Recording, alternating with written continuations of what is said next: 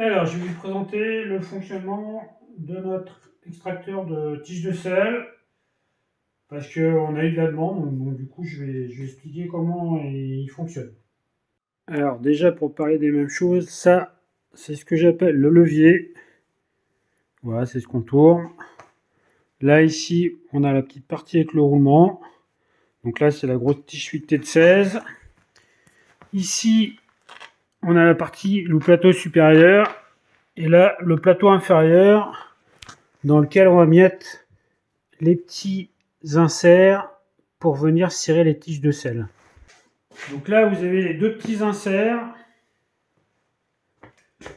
Voilà. Donc, à ma gauche, c'est 27,2 et à ma droite, c'est 31,6. Donc, on a également l'axe de 20 avec l'insert. Donc, on met dans le boîtier de pédalier, donc en aluminium, pour pas abîmer le filetage. Ou au pire, si vous avez un doute, vous pouvez passer directement dans le boîtier de pédalier sans le démonter du cadre. Alors, dans le colis, vous allez recevoir l'extracteur bridé avec un collier ici. Toutes les pièces, donc il y a le levier supérieur, il est accroché également. L'axe inférieur avec la petite intercale en alu pour protéger les filetages. Donc on vient mettre ici, donc il est accroché là. Et ici, là, il y a un petit sachet avec un roulement qu'on vient mettre en partie supérieure au niveau de la tige fuitée pour faciliter l'effort du levier, donc en partie supérieure. Et deux petites cales, donc pour les tiges de sel suivant les diamètres, donc la 31,6 et 27,2. Donc là, les deux sont également dans le petit sachet. Donc le principe de l'outil, c'est de prendre appui avec l'axe au niveau du boîtier de pédalier en partie inférieure et prendre appui ici, bien serrer la tige de sel et après tirer avec le levier sur la tige fuitée pour extraire la tige de sel donc qui est fixée à ces chariots mobiles et extraire la tige de sel qui est coincée du cadre. Parce que le cadre, lui, il va être resté bien solidaire avec l'axe de 20 en partie inférieure de l'outil. Et donc les chariots, en tirant dessus, viennent extraire la tige de sel. Et jusqu'à présent, il n'y a aucun cadre qui a résisté. C'est pour ça que Yann l'avait appelé l'inquisitrice, parce qu'elle a fait parler tous les cadres. Ah oui, bien. Elle est bien vue. Elle est bien vue. Tu risquais pas de l'avoir en tirant dessus avec une sangle. Hein. Wow. Alors pour extraire une tige de sel coincée, donc là j'en ai pas pour vous montrer, mais il est quand même préférable de démonter, déshabiller le cadre avec la tige de sel. Le principe de l'outil, c'est donc de venir prendre appui ici au niveau du boîtier de pédalier, donc avec l'axe. Donc là on met la petite intercalaire en alu qui vient comme ça appuyer directement. Donc là c'est un presse fit, donc il n'y a pas de souci. Mais si c'est futé, un BSA ou un T47, vous venez appuyer avec la partie alu, et comme la partie alu est tendre, de toute façon c'est quand même relativement large, ça n'abîme pas votre filetage. Et au pire, si vous avez un doute, bah vous laissez le boîtier de pédalier, là c'est un axe de 20, donc vous pouvez le monter dans tous les boîtiers de pédalier.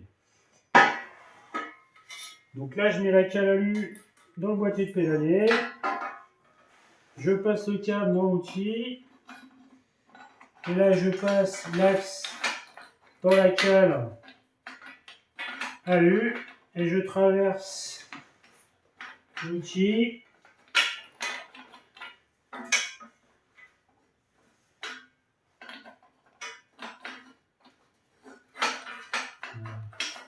Voilà. Donc là c'est une tige de sel en 27,2. Vous l'insérez dans l'extracteur, vous prenez l'adaptateur, vous prenez la petite plaque, vous mettez l'adaptateur avec la plaque, vous la serrez sur la plaque inférieure. Il y a deux plaques, les deux plaques sont percées filetées, mais vous la mettez sur la partie inférieure.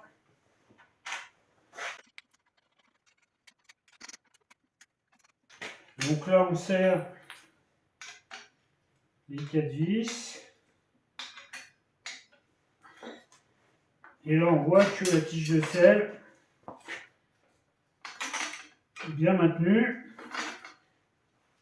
Après, la tige de sel est un peu usée, un peu usagée, donc elle tourne. Si vous voulez vraiment avoir un maintien optimal, vous mettez un petit clinquant de bouteille, comme ça, ça va vraiment bien abriter. Et sinon, au pire, de toute façon, il va y avoir coulissement de la tige de sel au niveau de la plaque. Et ici, la partie haute va venir embuter sur la plaque et ça va extraire. Donc une fois que vous avez installé votre cadre, donc au niveau du boîtier de pédalier et la tige de sel, ensuite vous tournez le levier. Bon, suivant le blocage de la tige de sel, bien sûr, il faut forcer un petit peu plus. Mais vous allez voir que quand la tige de sel, plus elle est coincée, plus il faut forcer, forcément. Et plus le claquement, quand ça lâche d'un coup. Bon, ça se débloque de 4 mm, mais ça fait vraiment un claquement assez fort. Je crois que j'en ai filmé, donc je vais en mettre dans la vidéo. Ah oui, bien. Elle est bien vue. Elle est bien vue. Tu risquais pas de l'avoir en tirant dessus avec une sangle. Hein. Wow. Donc on a l'impression qu'il y a tout qui a cassé, mais non, c'est juste la tige de sel qui se décolle. Et ainsi de suite, ça va faire clac, clac, clac, clac, jusqu'à temps que vous ayez vraiment débloqué la tige de sel et après vous pouvez l'enlever. Donc voilà, ça c'est une conception. À la base, c'est Yann, donc de Salamandre, qui avait eu l'idée de créer cet outil parce que c'est vraiment utile dans un atelier de vélo. Et comme les clipins Salamandre ont repris l'atelier, on utilisait toujours l'outil et on avait eu des soucis. Donc on a optimisé, pour ça qu'on a créé les plaques ici pour mieux guider. Donc là c'est déjà la deuxième version, sachant qu'on est en train de travailler aussi également sur une évolution ici des plaques, parce qu'en fait ici là on passe beaucoup de temps à la fabrication et voilà, on veut faire évoluer le produit pour que nous on passe moins de temps à fabriquer et ensuite que